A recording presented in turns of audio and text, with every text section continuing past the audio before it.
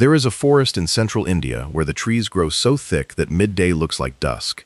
The canopy closes over the trails like a vault, and the undergrowth fills every gap with thorn and shadow. In this forest, a black leopard has lived for 4 years. Not wandered through, lived, claimed, defended. Every waterhole, every game trail, every rocky outcrop along 7 kilometers of ridgeline has been marked with her scent, her scrapes, her kills. She is not a ghost here. She is the law. And then, one wet season morning, the pigs arrived. If you want to see how the wild world really works, how territory is not a fixed thing but a living pressure that pushes and pulls and sometimes breaks entirely, stay with us. Because what happened between this leopard and this sounder of wild boar is one of the most extraordinary territorial reversals ever documented in the forests of South Asia. Hit subscribe so you never miss stories like this one, because what follows will change the way you think about predators, prey, and the raw arithmetic of collective force. To understand what happened, you first have to understand the animal that held this ground. Melanistic leopards, the animals people call black panthers, are not a separate species. They are leopards, full stop. The same Panthera pardus that ranges from the African savanna to the Russian Far East. The black coat is the product of a single genetic mutation, a change in the gene that controls melanin production, and it is more common in the dense, humid forests of South and Southeast Asia than anywhere else on Earth. In low light, under a closed canopy, the black coat is not a curiosity. It is an instrument. A leopard that is already the most cryptic large cat on the planet becomes, in that coat, something close to invisible.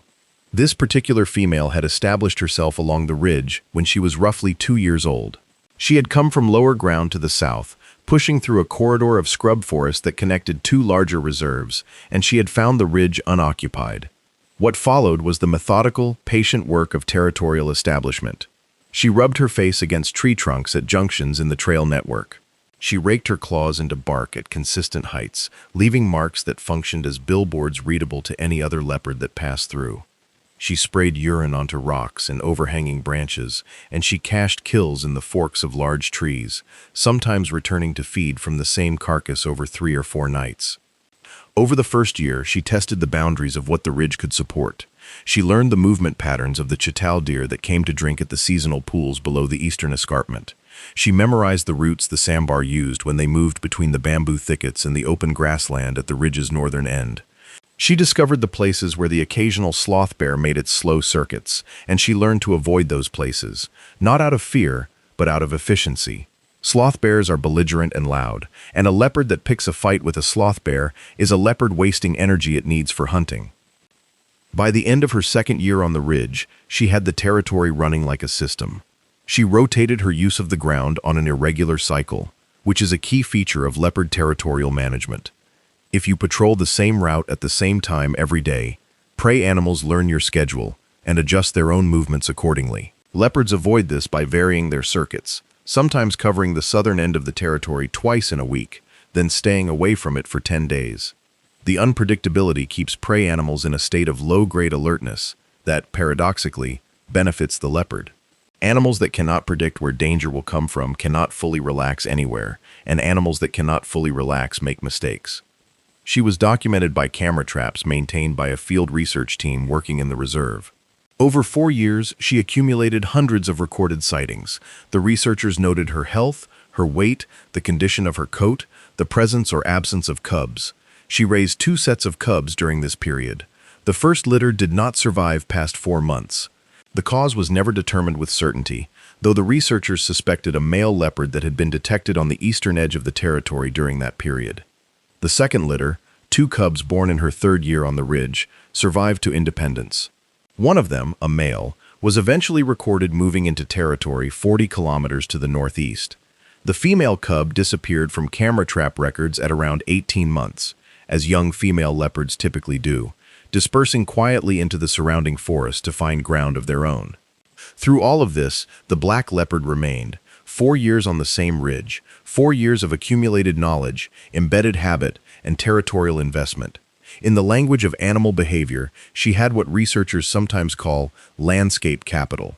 She knew this ground in a way that no newcomer could replicate quickly. She knew where the soil stayed damp longest after rain, which meant she knew where prey would concentrate during the dry months. She knew which trees had root systems that created hiding cavities large enough to conceal a cub. She knew the sound the forest made when a storm was coming from the northeast, different from the sound it made when the wind was from the south, and she knew from experience how prey moved differently under each condition. That accumulated knowledge is worth something. In ecological terms, it is worth a great deal. It is part of why established territorial animals are, on average, in better physical condition than nomadic animals of the same species. The resident knows where to be and when. The nomad is always guessing. But knowledge of the ground, and a coat that makes you invisible in shadow, and 4 years of territorial sovereignty, and claws and teeth that can kill an animal 3 times your weight, none of it prepared her for what came up from the south in the middle of the 3rd month of the monsoon. Wild boar in South Asia, Sus scrofa, are not animals that most people spend much time thinking about. They exist in the popular imagination somewhere between pest and curiosity, rooting animals, thick-bodied, short-legged, useful mainly as context for the more dramatic predators that occasionally kill them. This is a serious misunderstanding of what wild boar actually are. An adult male wild boar in a good forest can weigh over 150 kilograms. The tusks of a mature male are not decorative. They are weapons, upward curving and razor-edged on the inner surface, capable of opening a deep wound in a single lateral slash of the head. The skin of a mature boar is backed by a layer of cartilaginous tissue, particularly around the shoulders and neck, that can be several centimeters thick. This is called the shield, and its function is exactly what the name suggests. It is armor. A predator biting into the shoulder of a mature boar encounters not just skin and muscle, but a dense, fibrous mat of tissue that resists penetration and can prevent even a large cat from reaching vital structures. Boar are also, and this is the part that matters most for understanding what happened on the ridge, intensely social. The basic social unit of wild boar is the sounder, a group built around related females and their offspring, typically led by the oldest and largest female. Adult males live more peripherally, joining sounders during the breeding season and ranging alone or in loose bachelor groups at other times. But sounders are cohesive, communicative, and collective in their responses to threat. When a boar in a sounder encounters a predator, it does not make a unilateral decision about fight or flight. The alarm vocalizations of the threatened individual trigger a group response, and that group response is not always retreat. Boar are capable of mobbing predators. They have been documented chasing tigers. There are filmed records of sounders killing leopards, not often, not routinely, but it happens, and when it happens it is because the collective decision-making of the sounder has assessed the threat and concluded, in whatever way such assessments are made in a pig's nervous system, that the group is large enough and cohesive enough and motivated enough to push the predator off rather than run from it. The sounder that arrived on the ridge that monsoon season was not a small group. The research team's earliest records of it, captured on camera traps at the southern boundary of the leopard's territory, counted at least 23 individuals. Later surveys, as the group moved further into the territory, produced counts as high as 31. This was a large sounder, even by the standards of a forest that had seen its prey base recover substantially over the previous decade following the imposition of tighter anti-poaching measures. Why they moved north when they did is a question the researchers spent considerable time on. Boar are not migratory in any strict sense, but they do move in response to resource availability, and the monsoon had been unusually heavy that year. The lowland areas south of the ridge had flooded extensively, pushing a range of animals upslope. Spotted deer, sambar, wild dogs, and eventually this sounder of boar all moved north and upward as the water rose in the valley. The first recorded interaction between the black leopard and the sounder took place on a camera trap positioned near a seep spring at the base of the ridge's eastern escarpment. The timestamp was early morning, just before 6, with the light still gray and flat under the cloud cover. The leopard came to the spring first, moving in her characteristic way, low and flowing, taking a long drink, then settling back on her haunches to scan the undergrowth. 4 minutes later, the first boar appeared, a juvenile, perhaps 8 months old, followed by a larger female, and then the rest of the sounder in a loose procession through the gap in the undergrowth. The leopard moved. Not slowly, not with the considered deliberateness of an animal that has decided to stay and hold its ground. Quickly. She was gone from the frame in under 2 seconds, moving upslope into the denser cover above the spring. The boar filed past the spring without pausing. The juveniles played briefly in the mud at the edge. Then the sounder moved on. It would be wrong to read too much into this first encounter. Leopards yield ground to large sounders of boar fairly routinely. The cost-benefit calculation is straightforward. There is nothing to be gained from confronting 30 boar at a waterhole, and a great deal to be lost. A single tusk slash across a leg could end a leopard's hunting career, which is to say, it could end the leopard. Retreat in this context is not weakness, it is good mathematics. But what followed over the next 6 weeks was something different from a series of routine yielding decisions. It was a systematic, cumulative displacement. The sounder, once established in the lower portion of the ridge, did not keep to a small area and stay there. Boar are not territorial in the way that leopards are, but they are creatures of habit, and once a group has found reliable food and water in a location, it tends to stay in that general area and to expand its use of that area over time. This sounder did exactly that. It moved through the leopard's territory methodically, if not deliberately, following the same logic the leopard herself used. Find the water, find the food, learn the ground. And wherever the sounder went in numbers, the leopard was not. This is the key fact that the camera trap data revealed with unusual clarity.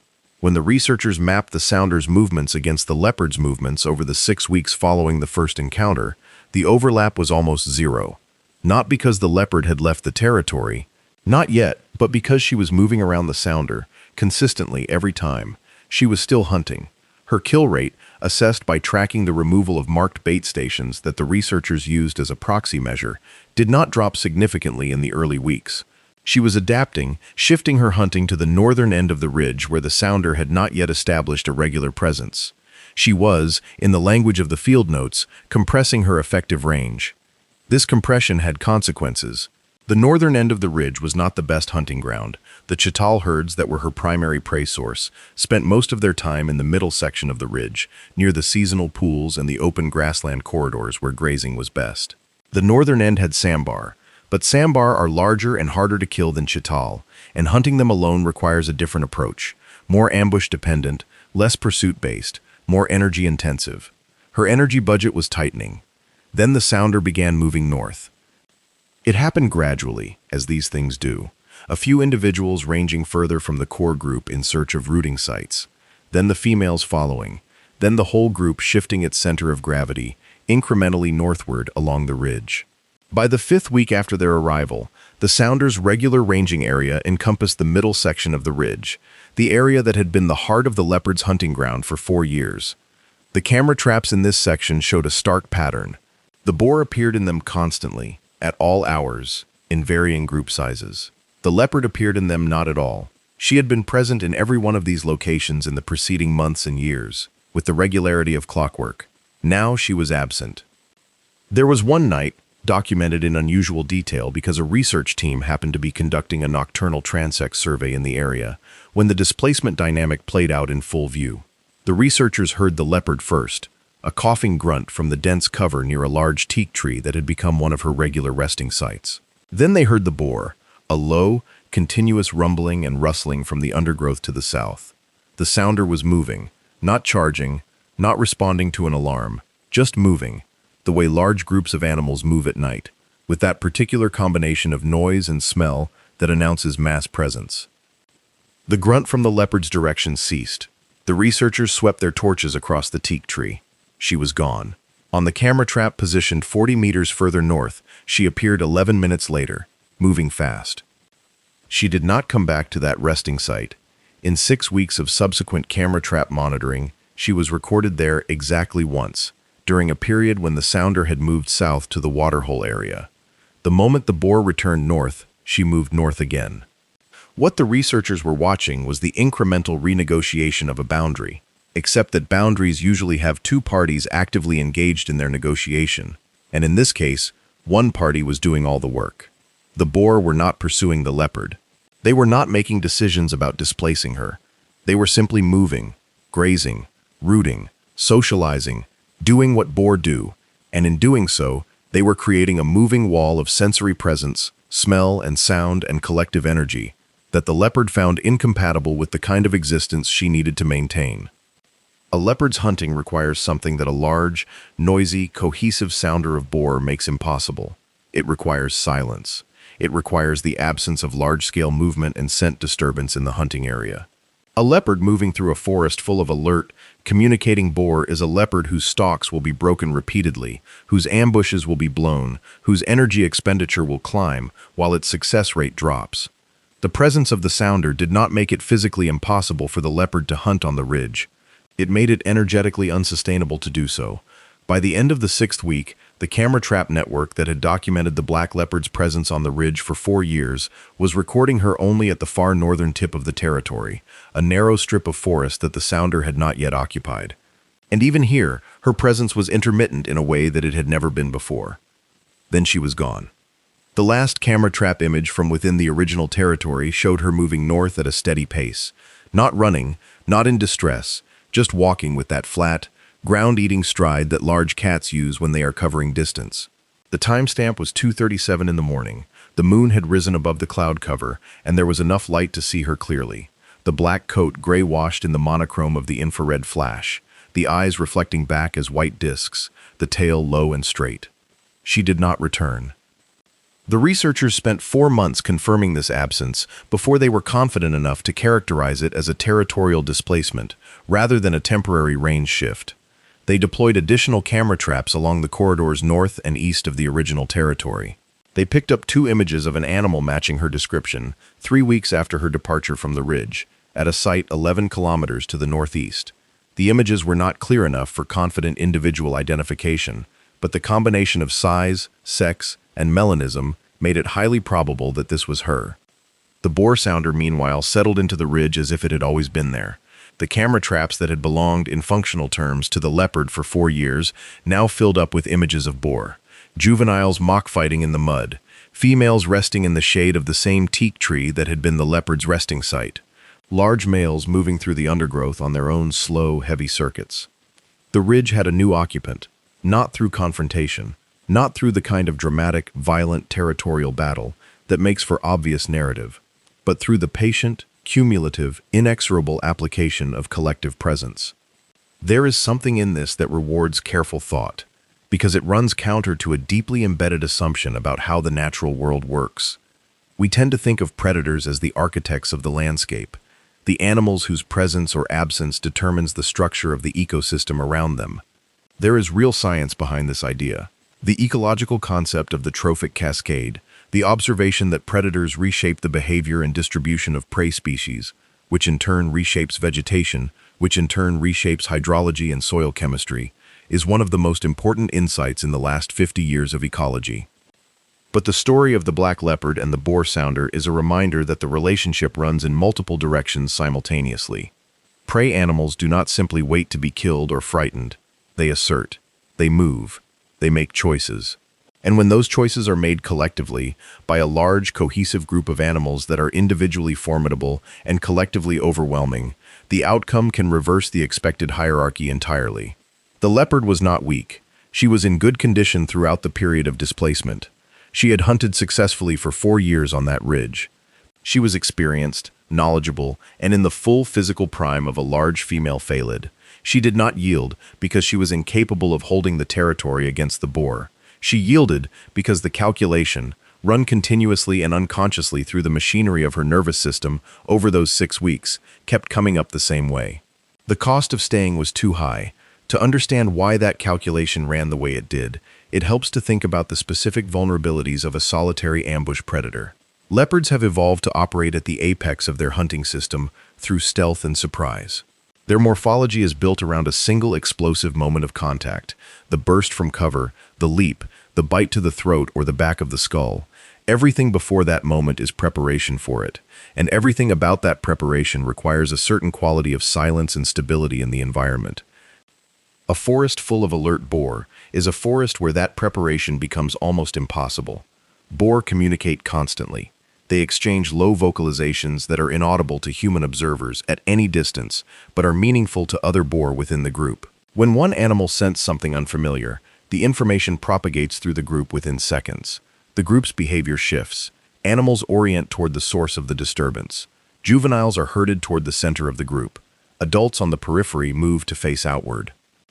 What this means for a stalking leopard is that the element of surprise, which is the entire foundation of her hunting strategy, is stripped away long before she is close enough to strike.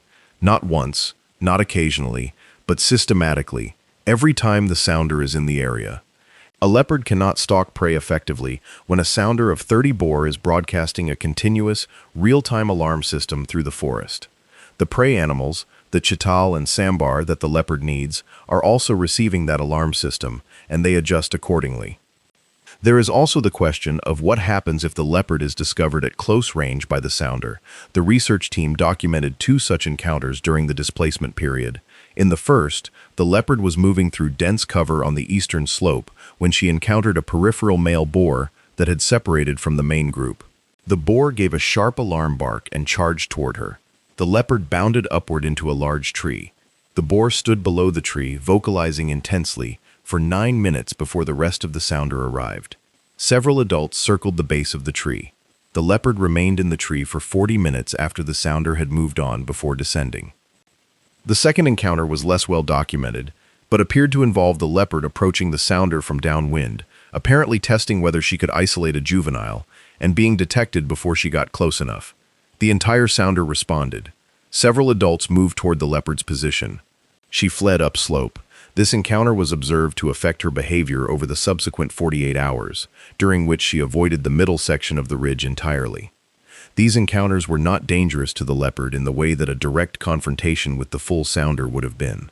She escaped them without injury, but they carried a cost that was as real as a physical wound. Every failed stalk burns energy. Every forced retreat into a tree costs time and concentration. Every encounter that ends in flight, rather than kill, deepens the pattern of avoidance that the displacement was built on. Leopards are efficient machines, calibrated over millions of years of evolution to balance energy expenditure against energy intake with extraordinary precision. When the balance tips consistently against them in a given area, the evolutionary instruction is clear. Leave. She left. What the boar sounder did to that ridge was not an act of aggression, in the way we usually use that word. There was no decision made, no plan executed, no intention to occupy territory that belonged to another animal.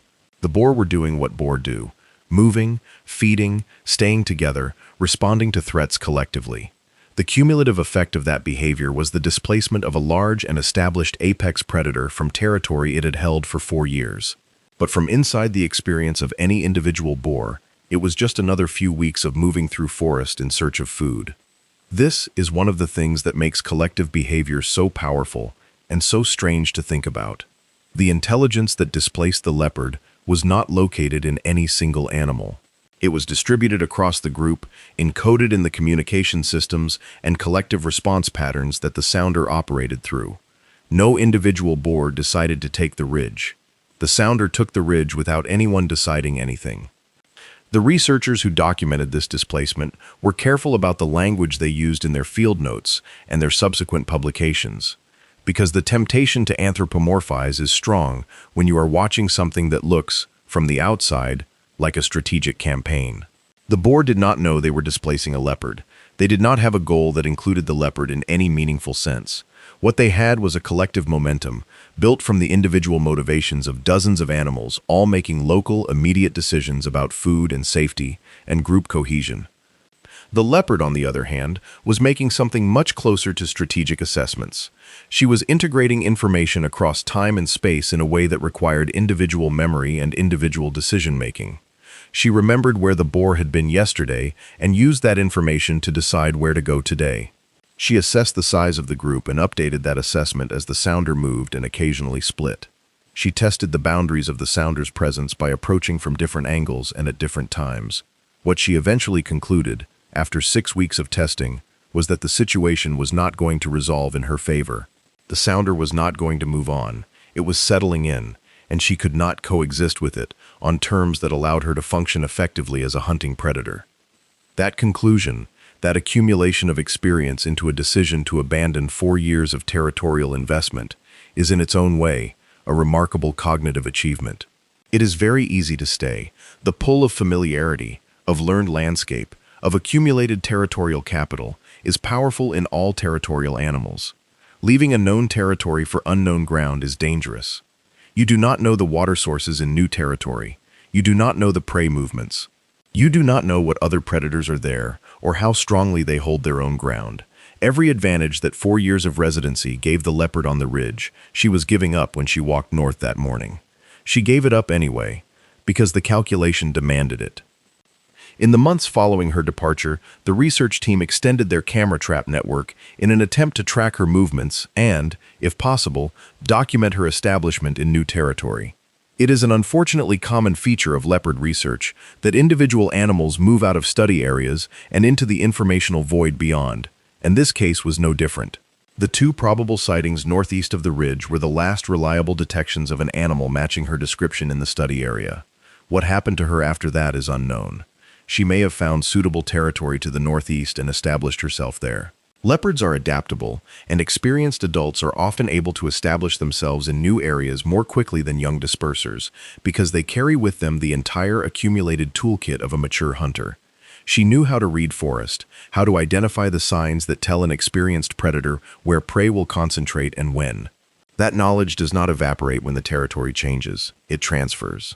Or she may have moved into an area already occupied by another leopard and been forced further north, into lower quality habitat, into the scrub corridors between forests, into the marginal ground that always carries a higher risk of conflict with humans and their livestock.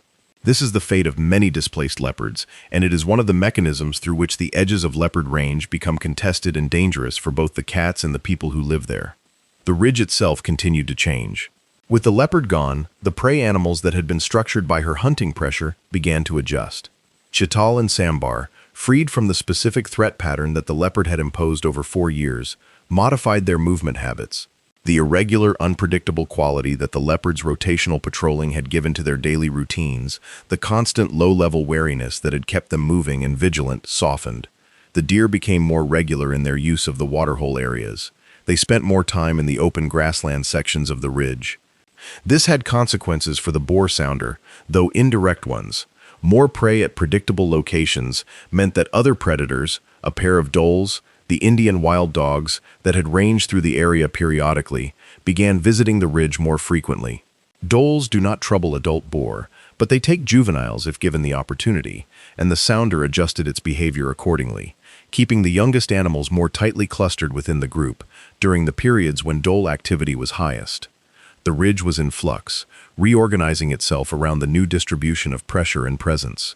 This is what ecosystems do when a keystone element shifts. They do not collapse, they reconfigure.